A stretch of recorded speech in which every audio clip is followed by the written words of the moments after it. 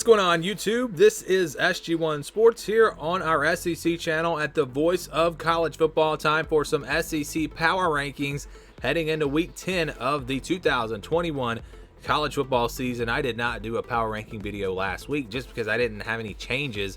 Really not a lot happened that week before, but we did see some big games this past weekend, and we are going to see a little bit of shift here in these rankings. Let's get started at the bottom. And I think these three teams have kind of separated themselves as the worst teams in the SEC this year, and we haven't really had to move them around at all.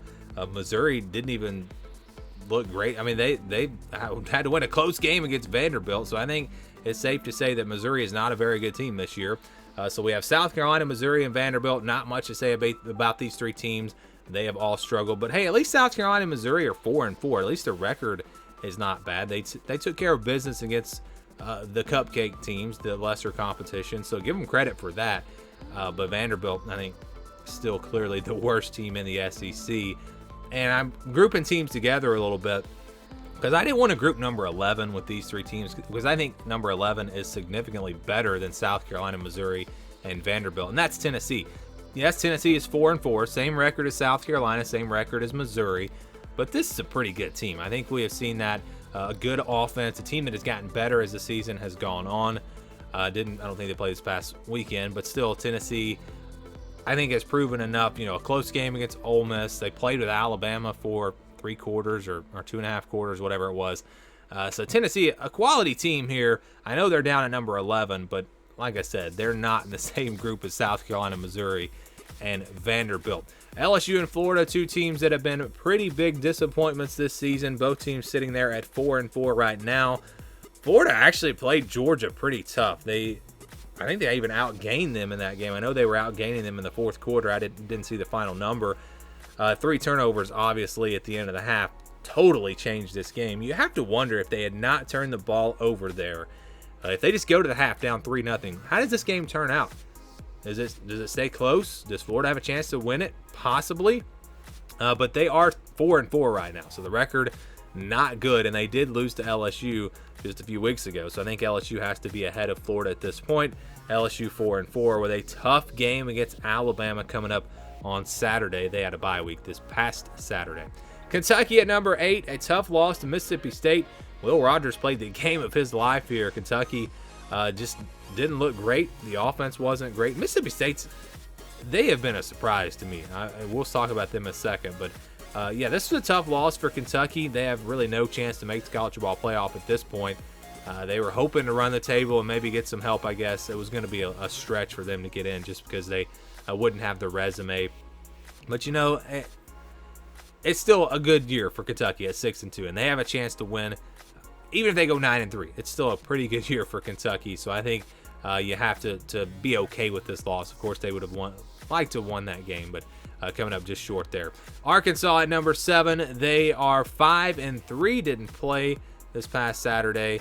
This is a team that, you know, they've got pretty good wins. You look at who they've lost to. I should say pretty good losses. They've lost to Auburn, Alabama, and Ole Miss. They had a chance to beat Ole Miss. I know they've lost a few here in a row, but still, I believe Arkansas is a good quality team, and I've got them here at number 7. Number 6 is Mississippi State. Again, coming off a huge win over Kentucky. And, you know, Mississippi State's a team that beat Texas A&M. They have proven that they can do it. I mean, a win now over Kentucky. That is another solid win. They also beat NC State earlier in the year. So Mississippi State, when that offense is clicking, with the defense that has been a surprise this year, Mississippi State is a quality team.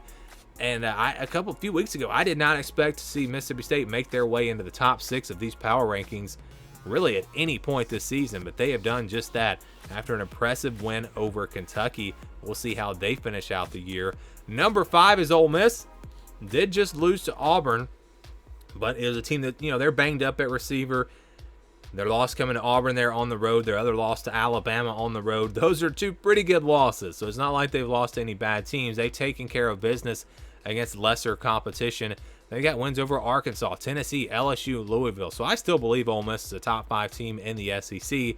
And if healthy, they might be better than that. You know, who knows? Maybe they beat Auburn if their receivers are healthy. That was a game where, even Matt Corral got injured in that game. He did come back. I don't think that was really a factor, but who knows? Maybe it did affect him a little bit.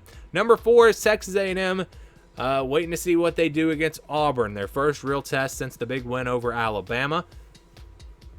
Going to be a big one. Really looking forward to it. I think it's the game of the week, really, in all of college football. I was surprised that game day did not go there.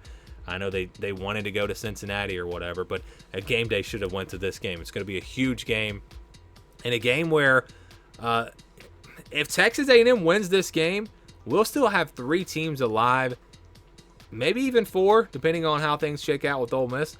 We'll still have a wide open SEC West race. If Auburn wins this game, then it could very well come down to Auburn versus Alabama in the Iron Bowl. But this is a game with huge implications in the SEC West. Texas A&M has proven that they are a different team. Zach Calzada now a different quarterback. They've had some young guys that have had to play and step up, and now they've got some experience. Texas A&M playing like maybe even a top 10 team in the country.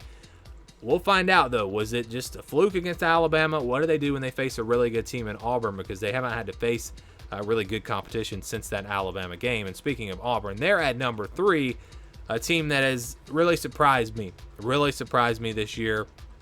Didn't know what we were going to see with the new coaching staff. Bo Nix has been so much better, and you can see with him, when he's playing good, this Auburn offense is tough to stop. Receivers have now stepped up. They're playing better there.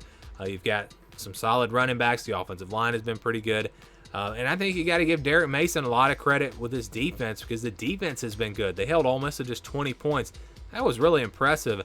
And Auburn is looking like a team, if they can get by Texas A&M, which is going to be tough on the road, they'll have some games that they have Mississippi State still on the schedule. They could lose another game, but they'll have a really good shot to get to that Alabama game with a chance to, even if they lose to, say, Mississippi State, they would have 2 losses. But if they beat Alabama, they would have the head-to-head, and Alabama would then have 2 losses. So Auburn's still very much alive in the SEC West race, but they really need to beat Texas A&M. And like I said, that is just going to be a huge game on Saturday. Alabama number 2, Georgia at number 1. Really no surprise here. That's why I put them together. I think we all know Georgia was going to be number 1. Alabama's still number 2 for me. Didn't play this past weekend. But you look at this team, I think they're the only team that really has the potential, and they're going to have to be playing an A-plus game, but they have the potential to beat Georgia. And as long as they win out, we're going to get to see that matchup, and it'll be a good one if we do, in fact, see that game. But Georgia's number 1. Great win over Florida. The offense wasn't great in this game. The passing game was not great, but they just did what they had to do, and they made those big plays at the end of the half and they played conservative offensively, I thought. Still waiting to see what they are at full strength on offense with JT Daniels at quarterback. I was surprised he didn't play in this game. But I still think with him at quarterback, the offense has potential to be actually pretty good. And we know the defense is great, best defense in the country. So Georgia still number 1 in our SEC power rankings, and I think they will stay number 1 until at least the SEC championship. What are your thoughts on the rankings? Let me know down in the comments below. Thanks for watching, and stay tuned for more here on our SEC football channel.